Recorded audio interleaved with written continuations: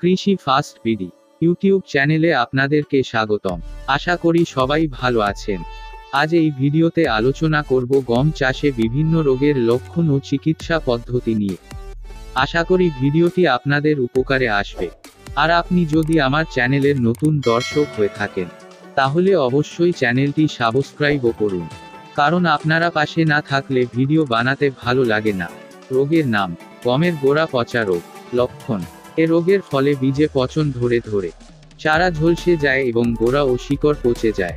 চারা অবস্থায় আক্রান্ত হলে প্রথমে কাণ্ডের নিচের দিকের পাতা হলুদ হয়ে আসে, পরে ক্রমশ উপরের দিকের পাতায়ও ছড়িয়ে পড়ে গাছটি হলুদ বর্ণ ধারণ করে এবং আস্তে আস্তে মারা যায়। এ অবস্থায় গাছটি টান দিলে সহজেই মাটি হতে উঠে আসে।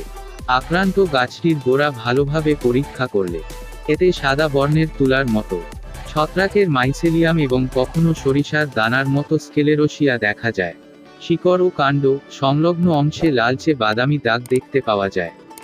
দমন ব্যবস্থাপনা: চারা লাগানোর 5 থেকে 7 দিন আগে ট্রাইকো কম্পোস্ট মাটিতে ভালোভাবে মিশিয়ে এ রোগ দমন করা যায়। গমের ব্লাস্ট রোগ। রোগের নাম: গমের ব্লাস্ট রোগ।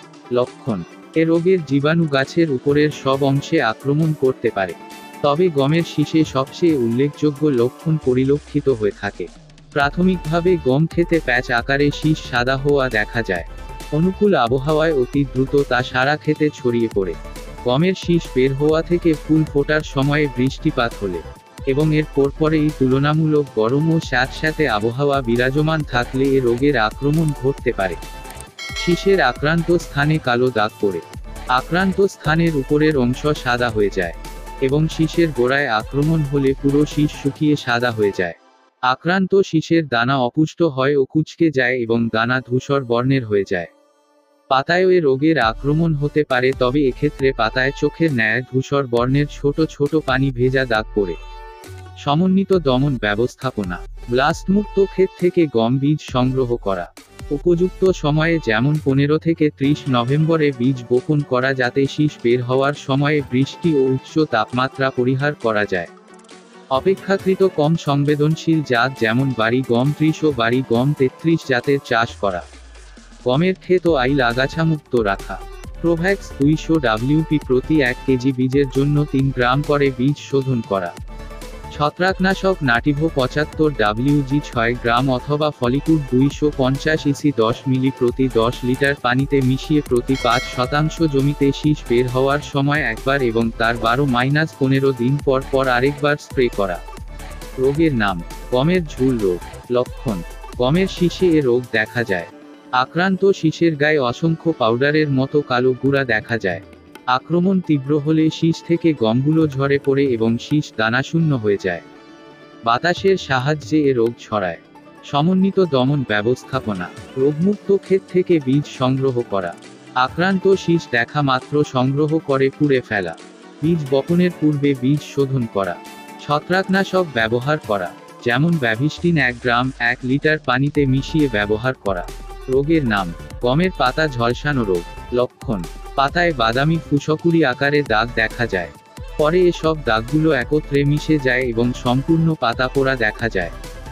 আক্রমণ বেশি হলে 30% পর্যন্ত ফলন কমে যেতে পারে। দমন ব্যবস্থাপনা: রোগ প্রতিরোধ ক্ষমতা সম্পন্ন জাত ব্যবহার করা। বীজ বপনের পূর্বে প্রোভেক্স বা ভিটাভেক্স 200-100 গ্রাম কেজি বীজ দ্বারা শোধন করা। আক্রমণ বেশি হলে অনুমোদিত ছত্রাকনাশক ব্যবহার করা, যথা প্রপিকোনাজল টিল 250 EC 1 মিলিমিটার প্রতি লিটার পানিতে মিশিয়ে স্প্রে করা। রোগের নাম: গমের পাতার মরিচা রোগ। লক্ষণ: গমের কাণ্ড, পাতা ও পর্বসন্ধিতে এ রোগ দেখা যায়। রোগের আক্রমণে লোহার মরিচার মতো লালচে রঙের দাগ পড়ে দাগগুলো পরে কালো রং হয়। দমন ব্যবস্থাপনা: আক্রান্ত ক্ষেতের নাড়া পুড়িয়ে ফেলা।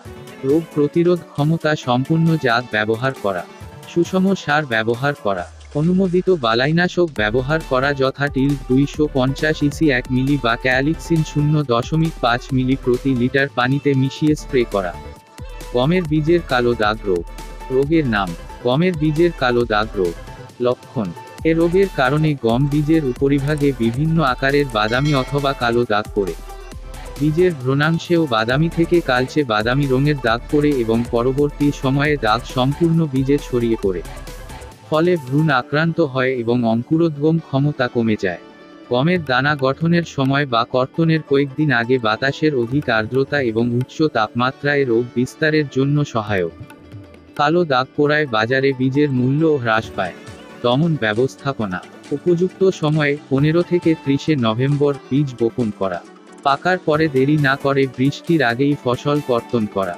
তিল 250 ইসি অথবা ফলিকুড 250 ইসি নামক ছত্রাকনাশক প্রতি লিটার পানিতে 0.5 মিলি হিসাবে মিশিয়ে শীষ বের হওয়ার সময় একবার এবং এর 2 সপ্তাহ পর আর একবার গাছে প্রয়োগ করা।